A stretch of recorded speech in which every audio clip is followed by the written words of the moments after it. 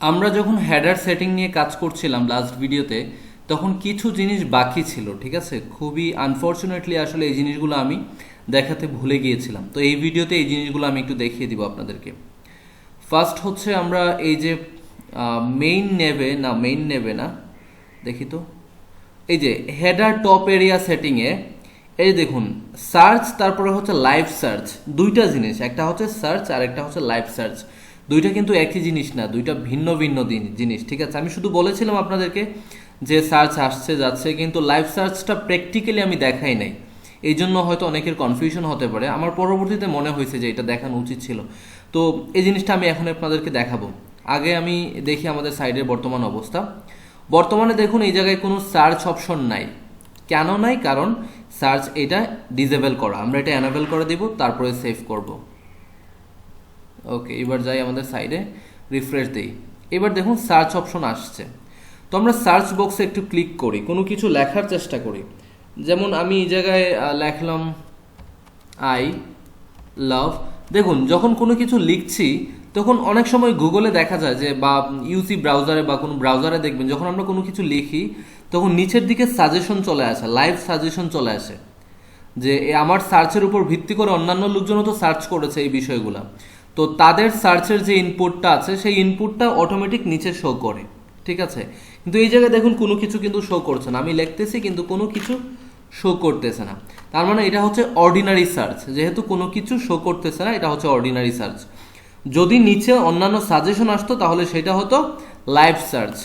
এবার আমরা এটা প্র্যাকটিক্যালি দেখব। দেখার জন্য আমরা কি করব, যে লাইভ সার্চ আছে না, এটাকে এনেবল করে দিব, সেভ চেঞ্জেস। এইবার কোনো কিছু আমরা এই জায়গায় লিখলে, রিফ্রেশ দিয়ে দিই আগে, কোনো কিছু লিখলে সেটা নিচে সাজেশন আসবে। যেমন দেখি আমরা কান্ট্রি, এই যে দেখুন নিচে কিন্তু অটোমেটিক সাজেশন আসতেছে, ঠিক না। আপনি যাই লিখবেন নিচে অটোমেটিক সাজেশন আসবে। এই যে দেখুন কোনো রেজাল্ট পায় না, এই জন্য নো রেজাল্ট। লাইভ দেখাচ্ছে, আপনি যা লিখবেন সাথে সাথে নিচে সেইটা লাইভ চলে আসতেছে। তো এই জিনিসটাই হচ্ছে আসলে লাইভ সার্চ, ঠিক আছে। আর লাইভ সার্চ ছাড়া যেটা অর্ডিনারি সার্চ, সেটা তো আমরা দেখলামই, যে যখন আমরা কোনো কিছু সার্চ দিব, ইনপুট করব, তখন নিচে কোনো রেজাল্ট আসবে না, সেটা হচ্ছে অর্ডিনারি। আর লাইভ মানে হচ্ছে নিচে অটোমেটিকলি সাজেশন আসবে। আশা করি আপনারা লাইভ সার্চ তারপরে অর্ডিনারি সার্চ এই দুইটা জিনিসই বুঝতে পেরেছেন, ঠিক আছে। তো আরও একটা জিনিস ছিল, সেটা হচ্ছে রেসপন্সিভ মোবাইল মেনুতে। রেসপন্সিভ মোবাইল মেনুতে এই যে এই জিনিসটা আপনারা, এগুলা কিন্তু আমি বলেছিলাম যে এনেবল দ্য মোবাইল মেনু বলতে কি, একটা টগল, একটা বার আসে, বারে ক্লিক করলে মেনু আসবে, এটা তো আপনারা জানেনই। সার্চ মানে কি, যে রেসপন্সিভ মোবাইল মেনুতে সার্চ আসবে কিনা। সোশ্যাল মেনু হচ্ছে রেসপন্সিভ মোবাইল মেনুতে কি সোশ্যালটা আইকনগুলো শো করবে কিনা, এইটা।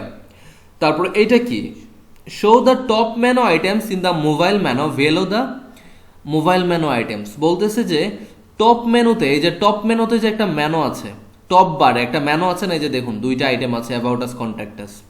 তো আপনি কি এই দুইটা মোবাইল মেনুতে দেখাতে চাচ্ছেন কিনা? যদি এই দুইটা মোবাইল মেনুতে দেখান, তাহলে মোবাইল মেনুতে এই যে অরিজিনাল যে মেনু আছে, এই মেনুর আইটেমগুলোর শেষে এই দুইটা দেখাবে। আমরা একটু প্র্যাকটিক্যালি দেখে নেই। আমরা এটাকে অ্যানেবল করব। শো দ্য টপ মেনু মানে কি বলছে, যে টপ মেনুকে তুমি মোবাইল মেনুতে দেখাও, অর্থাৎ এই যে এই মোবাইল মেনুতে তো এইগুলো দেখায়, তো আমরা বলতেছি যে তুমি এইগুলোর সাথে সাথে টপ মেনুর আইটেমগুলোও দেখাও। সো আমরা ওকে অর্ডার করে দিলাম, এনেবল করে দিলাম, সেভ চেঞ্জ করলাম। এবার আমরা প্র্যাকটিক্যালি দেখব। আগে রিফ্রেশ দিয়ে দেই, এটাকে ছোট করে নিই। এবার মোবাইল মেনুতে ক্লিক করব, দেখবেন নিচের দিকে টপ মেনুগুলো চলে আসছে। এই যে দেখুন প্রথমে মেইন মেনু, নিচের দিকে দেখুন about us, contact us, top মেনুটা নিচে চলে আসছে, ঠিক আছে।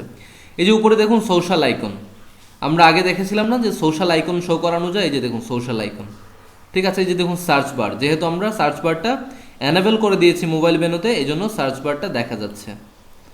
আশা করি এইবার আর আপনাদের কোনো কনফিউশন থাকবে না এই জিনিসগুলো নিয়ে, ঠিক আছে। তো এরপরে যে সেটিংস, সেটা হচ্ছে আর্কাইভ সেটিংস। তো এবার আমরা আর্কাইভ সেটিংসটা নিয়ে কাজ করব। এই জন্য আর্কাইভ সেটিংসে আসলাম। প্রথমে হচ্ছে সোশ্যাল বাটন। আর্কাইভ সেটিং বলতে আসলে কি বুঝি আমরা একটু দেখি। আর্কাইভ বলতে কি, এই যে প্রত্যেকটা পোস্ট, এই যে পোস্ট, এই পোস্টগুলোর সেটিং, ঠিক আছে। আপনি কি সোশ্যাল বাটনটা দেখাতে চাচ্ছেন কিনা, এটা যদি এনেবল করেন তাহলে দেখাবে, ডিসেবল করলে দেখাবে না।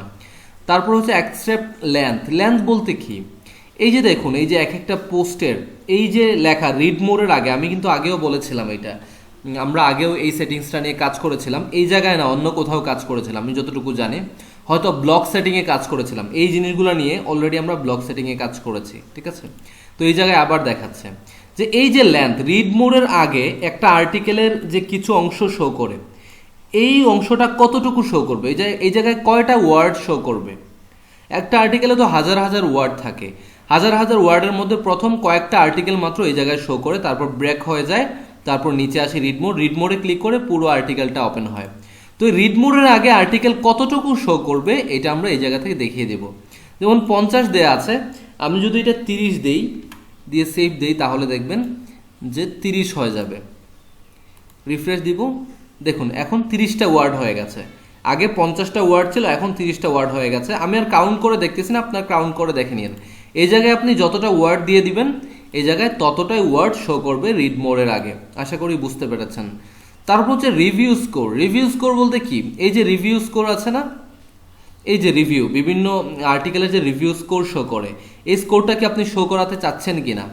যদি আপনি এটাকে ডিসেবল করে দেন তাহলে শো করাবে না, বর্তমানে এনেবল আছে এই জন্য শো করতেছে।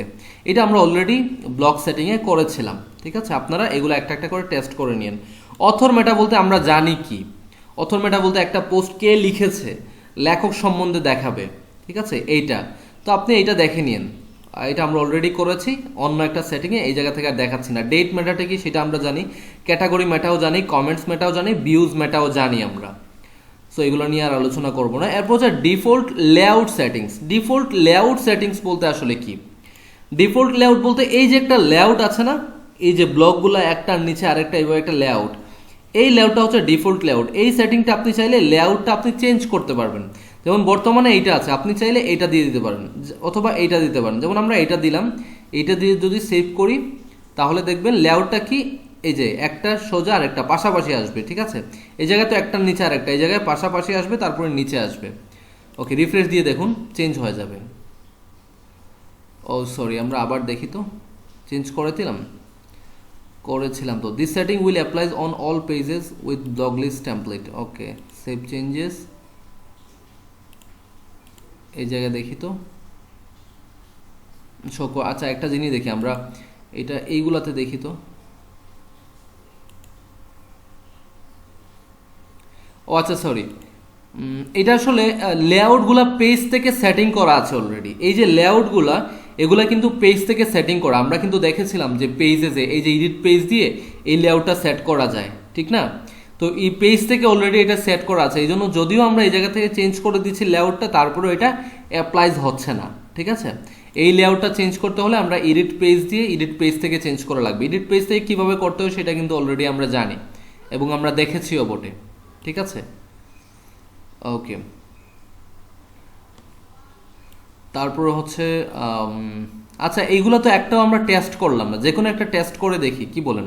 যেমন ডেট ম্যাটারটা একটু চেঞ্জ করি, এটা এনেবল আছে, এটা ডিসেবল করে আমরা একটু চেক করি যে ডিসেবল হয় কিনা। তো এই যে দেখুন বর্তমানে ডেট দেখাচ্ছে, রিফ্রেশ দেই,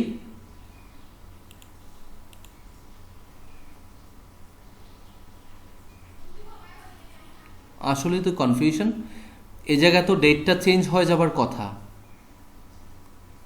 দেখি তো, আমরা ডেট ম্যাটার ডিসেবল করলাম, তারপর এই জায়গায় দিলাম ডেটটা ডিসেবল হচ্ছে না। এটা একটা ইয়ের ভিতরে ঢুকি তো, আচ্ছা যে কোনো একটা ক্যাটাগরির ভিতরে ঢুকি।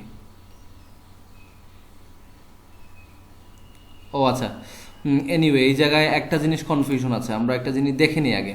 ডেট ম্যাটারটা এবার অন করি।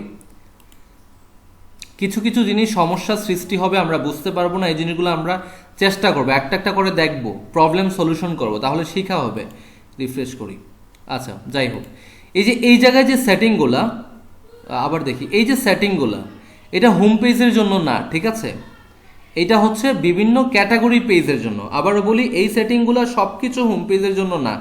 এইটা হোম পেজের জন্য আমরা দেখেছিলাম, বাট এইগুলো হোম পেজের জন্য অ্যাপ্লাইজ হবে না। কেন হবে না? কারণ হোম পেজের জন্য কিন্তু অলরেডি এই জিনিসগুলো আমরা কোথা থেকে চেঞ্জ করব বলুন তো, এই জিনিসগুলো চেঞ্জ করতে হবে ব্লক সেটিং থেকে, এডিট সেটিং দিয়ে তারপর ব্লক সেটিং থেকে। এই যে দেখাচ্ছি এডিট সেটিং, আমরা কিন্তু অলরেডি এই সেটিংটা দেখেছিলাম। এডিট সেটিং, তারপরে নিচে দেখুন ব্লক সেটিং আছে, এই যে ব্লক সেটিং, এই জায়গা থেকে হোম পেজের এই জিনিসগুলো চেঞ্জ করা যাবে। ঠিক আছে, কিছু কিছু জিনিস এই জায়গা থেকেও চেঞ্জ করা যাবে, যেমন অ্যাকসেপ্ট লেন্থ আমরা দেখেছিলাম, অ্যাকসেপ্ট লেন্থ এটা কিন্তু চেঞ্জ করতে পেরেছিলাম, বাট এগুলো কাজ করতেছে না। এগুলো শুধুমাত্র ক্যাটাগরি পেজে কাজ করবে। ঠিক আছে, যেমন এই যে বিজনেস ক্যাটাগরি পেজে আমরা ওপেন করি, এবার দেখবেন এই জায়গায় কাজ করবে। বর্তমানে কি ডেট শো করতেছে, তো আমি ডেটটাকে ডিসেবল করে দিই, তারপরে সেভ চেঞ্জেস দিই। এইবার দেখবেন আর ডেট দেখাবে না। এই যে দেখুন এখন আর ডেট দেখাচ্ছে না। তাহলে আমরা কি বুঝলাম যে এই জায়গায় যে সেটিংটা আছে আর্কাইভ সেটিং, এইগুলো কোথায় কাজ করবে? ক্যাটাগরি পেজগুলোতে কাজ করবে। ঠিক আছে, তারপরে এগুলো আপনারা একটা একটা করে চেঞ্জ করে দেখে নিন। তারপর হচ্ছে ডিফল্ট লেআউট, এটা তো আমরা দেখলামই। ক্যাটাগরি পেজেস সেটিং, এই যে দেখুন ক্যাটাগরি পেজেস সেটিং বলতে কি, এই যে ক্যাটাগরি পেজ, এই যে একটা ক্যাটাগরি পেজে আসলাম, এই ক্যাটাগরি পেজের আলাদা একটা সেটিং অপশন ওরা রেখেছে। তো ক্যাটাগরি ডিসক্রিপশন, ডিসক্রিপশন বলতে হচ্ছে এই যে দেখুন ক্যাটাগরি পেজে ক্যাটাগরির নামের নিচে ডিসক্রিপশনটা আসছে। তো নর্মালি কিন্তু ক্যাটাগরির নামের শেষে ক্যাটাগরি ডিসক্রিপশনটা এইভাবে এই জায়গায় শো করায় না। তো আপনি চাইলে এটা হাইড করে দিতে পারবেন। কিভাবে? এই যে ক্যাটাগরি সেটিংয়ে গিয়ে ক্যাটাগরি ডিসক্রিপশন এটাকে যদি ডিসেবল করে দেন, তাহলে আর এটা শো করবে না। ঠিক আছে, এইবার দেখবেন আর শো করবে না। ওকে, তারপরে হচ্ছে কি আছে, আরএসএস আইকন, আপনি চাইলে আরএসএস আইকনটাকে ডিসেবল করে দিতে পারবেন। যেমন এটা ডিসেবল করে দিলাম, দেখবেন আর আরএসএস আইকন দেখাচ্ছে না।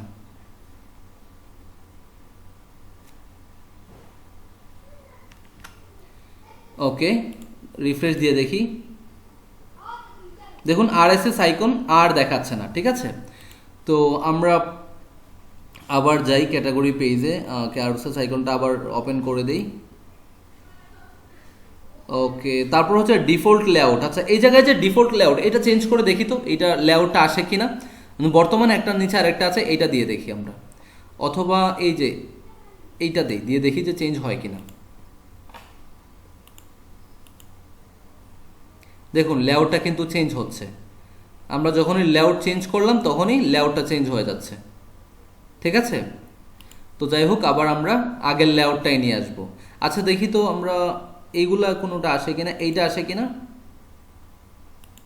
চেঞ্জ করি। ওকে, বিজনেসে আসলাম, ওপেন করলাম।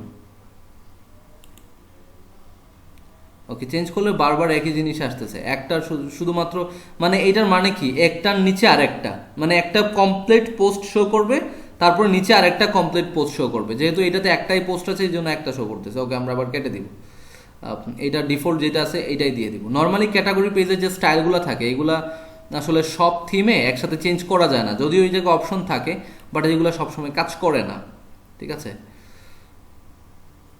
আচ্ছা আমরা কি ক্যাটাগরি পেজে কাজ করতে গিয়েছিলাম কিন্তু ডিফল্ট পেজ লেআউটে কাজ করে ফেলেছিলাম। আচ্ছা যাই হোক, আবার ক্যাটাগরি পেজটা দেখি, এটা সেভ করে একটু দেখি আসে কিনা। এবার দেখি, ওকে আসছে তো, ভেরি গুড।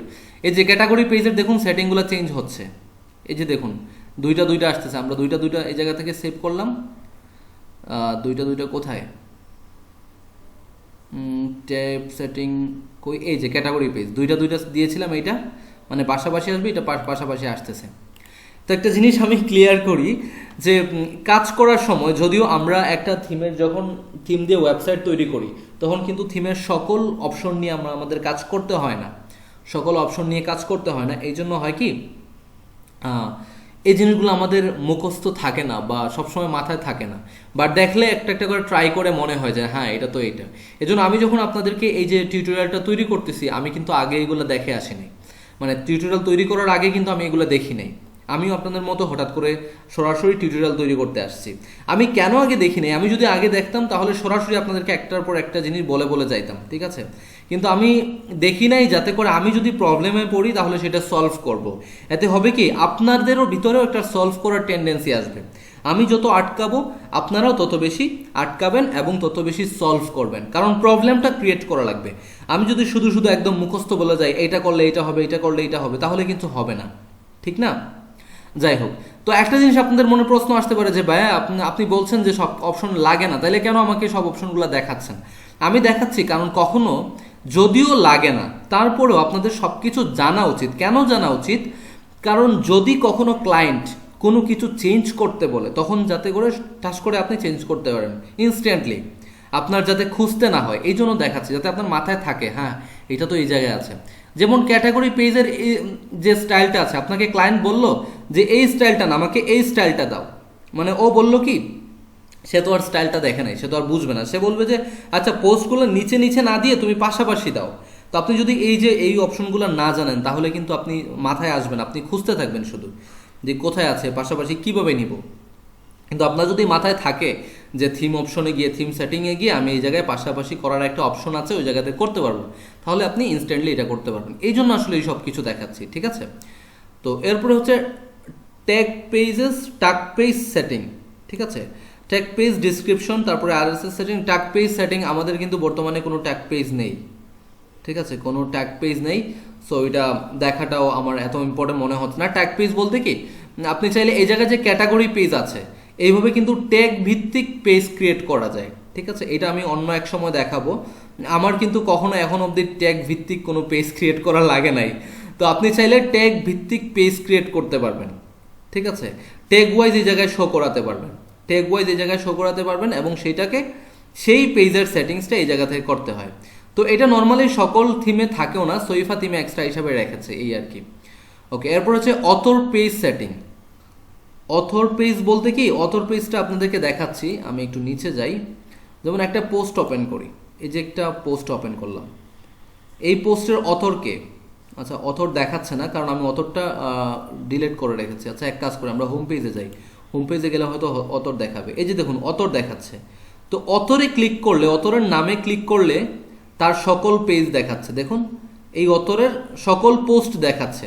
তো এই যে অথরের নামে ক্লিক করলে যে একটা পেজ ওপেন হয়, এই পেজের সেটিংসগুলো আপনি এই জায়গা থেকে করতে পারবেন, ঠিক আছে। বর্তমানে এই স্টাইল আছে, আমরা একটু এই স্টাইলটা সিলেক্ট করি, সিলেক্ট করে তারপরে সেভ চেঞ্জ দেই, দেখি শো করে কিনা।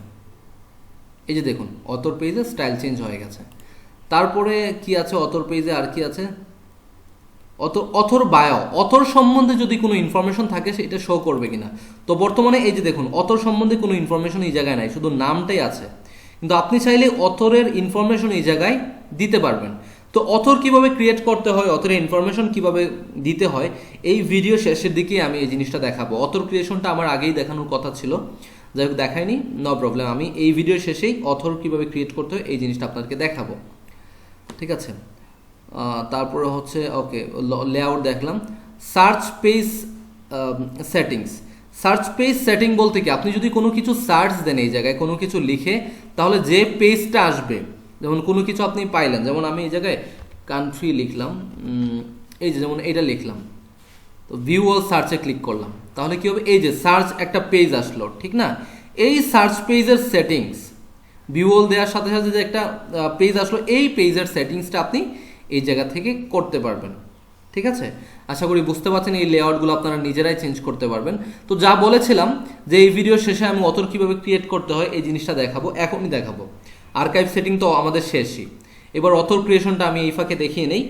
অথর ক্রিয়েট করার জন্য আপনাকে যাওয়া লাগবে যে টুলসে, টুলস থেকে না, টুলস না সরি, ইউজার্সে। এই যে দেখুন ইউজার্স নামক অপশন আছে না, ইউজার্সে, ইউজার্স থেকে অল ইউজার্স, অল ইউজার্সে গিয়ে দেখুন মাত্র একজন ইউজার আছে, আপনি দেবেন হচ্ছে অ্যাড নিউ। অ্যাড নিউয়ে ক্লিক করে প্রথমে দিবেন ইউজারের নাম, যেমন আমি দিলাম টেস্ট, তারপরে হচ্ছে ইউজারের একটা ইমেল, ঠিক আছে, যেমন আমি এই জায়গা থেকে যে কোনো একটা ইমেল দিয়ে দিলাম। তারপর হচ্ছে ইউজারের ফার্স্ট নেম লাস্ট নেম, যেমন একটা ফার্স্ট নেম তারপর একটা লাস্ট নেম দিয়ে দিলাম, জাকারিয়াম, অটোমেটিক আসছে, এইটাই বসিয়ে দিচ্ছে।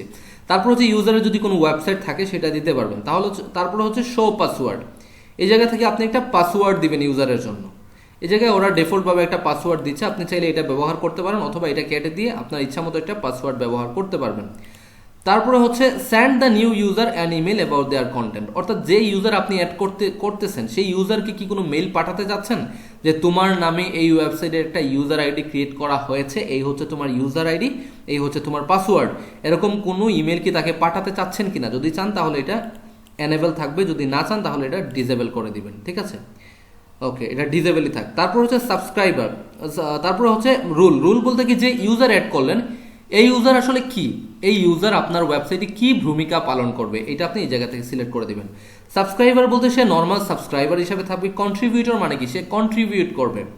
অথর মানে হচ্ছে লেখক, এই যে যেটা আমরা এতক্ষণ কথা বলতেছিলাম যে অথর, অথর মানে হচ্ছে লেখক। এডিটর মানে হচ্ছে শুধু এডিট করতে পারবে। অ্যাডমিন মানে তো অ্যাডমিন, আপনারা বুঝতেই পারছেন।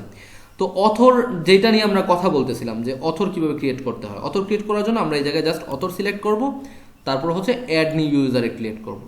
অ্যাড নিউ ইউজারে ক্লিক করায় একজন অথর অ্যাড হয়ে গেল। এই যে দেখুন টেস্ট নামে একজন অথর অ্যাড হয়ে গেল। এই হচ্ছে তার নাম, এই হচ্ছে তার ইমেল, এই হচ্ছে তার রুল অথর। এবং কথা হচ্ছে তার আন্ডারে আমরা কিভাবে একটা পোস্ট ক্রিয়েট করব। যে কোনো একটা পোস্ট ক্রিয়েট করার পরেই কিন্তু সেই পোস্টের অথর সিলেক্ট করতে হয়। যেমন আমি অ্যাড নিউ দিলাম, পোস্টে গিয়ে অ্যাড নিউ দিলাম। এই জায়গায় আমি আমার ইচ্ছা মতো একটা দিলাম মাই পোস্ট, মাই পোস্ট নামে একটা পোস্ট ক্রিয়েট করলাম ধরুন। তারপরে হচ্ছে এই জায়গায় কিছু কন্টেন্ট দিলাম, এলোমেলো কিছু কিনলাম, ধরেন এই একটা পোস্ট আমি ক্রিয়েট করলাম, ঠিক আছে। তারপরে এটাকে পাবলিশ করলাম, পাবলিশ, এই পোস্টটা আমি পাবলিশ করলাম। এখন এই পোস্টের অথরকে কোন ক্যাটাগরি, এগুলো আমরা কিভাবে সিলেক্ট করব? আমি জাস্ট নিচে যাব, দেখুন head option, side bar option, এটা ডান দিকে থাকার কথা, এইদিকে না। মাই পোস্ট, প্রিভিউ দিয়ে দেখি তো। আচ্ছা সরি, একটা প্রবলেম হয়ে গেছে এটা। আবার আমি ব্যাক যাই, অ্যাড নিউ পোস্টে যাই। অ্যাড নিউ পোস্টে যাবার পর এই জায়গা থেকে সেটিংস, হ্যাঁ সেটিংসটা অন করি, রাইট। সেটিংসটা আগে অফ করা ছিল, এই জন্য খুঁজে পাচ্ছিলাম না। আচ্ছা যাই হোক, আমি যখন পোস্ট ক্রিয়েট করব, ধরেন পোস্ট ক্রিয়েট করা শেষ হয়ে গেল, এটাকে পাবলিশ করার আগেই আমি এই যে সেটিংসে ক্লিক করব। সেটিংসে ক্লিক করার পর এই যে দেখুন ডকুমেন্টস, সরি আমার কিছু আসছে, রিমাইন্ড মি লেটার, এটা ক্লোজ করে দিই। এই জায়গা থেকে আপনি এই যে দেখুন কোন ক্যাটাগরির আন্ডারে, এই পোস্টটা কোন ক্যাটাগরির আন্ডারে এটা আমরা এই জায়গা থেকে দিতে পারবো। তারপর যে ট্যাগস, এই পোস্টটা যে আমরা লিখতেছি এর বিভিন্ন ট্যাগ আমরা এই জায়গা থেকে দিব। একদম উপরের দিকে দেখুন অথর, ডকুমেন্টে প্রত্যেকটা পোস্টের সেটিংয়ের ডকুমেন্টে গেলেই এই যে দেখুন এই জায়গা থেকে আমরা অথর সিলেক্ট করে দিতে পারি। যেমন আমি চাচ্ছি জাকারিয়া অথর থাকবে, তাহলে ওর নামটা সিলেক্ট করে দিব আপডেট। তাহলে কি হবে, এই পোস্টটা ওর নামে থাকবে, মানে এই অথরের নামে থাকবে। কিভাবে আমরা দেখব, ভিউ পোস্টে দেই, এই যে দেখুন বর্তমানে এই পোস্টের লেখক কে দেখাচ্ছে, জাকারিয়া আহমেদ। আশা করি কিভাবে অথরের নামে পোস্ট ক্রিয়েট করতে হয় সেটাও আপনারা করতে পারবেন। এই ভিডিওতে আমরা অনেক কিছুই শিখলাম, অনেক এলোমেলোভাবে শিখলাম, বাট এলোমেলো শেখাটাই অনেক বেশি কার্যকর হয়, বিকজ এটা লং লাস্টিং হয়, মাথায় থাকে, ঠিক আছে। যাই হোক, নেক্সট ভিডিওতে অন্যান্য বিষয় শিখবো, সেই পর্যন্ত ভালো থাকবেন, ধন্যবাদ।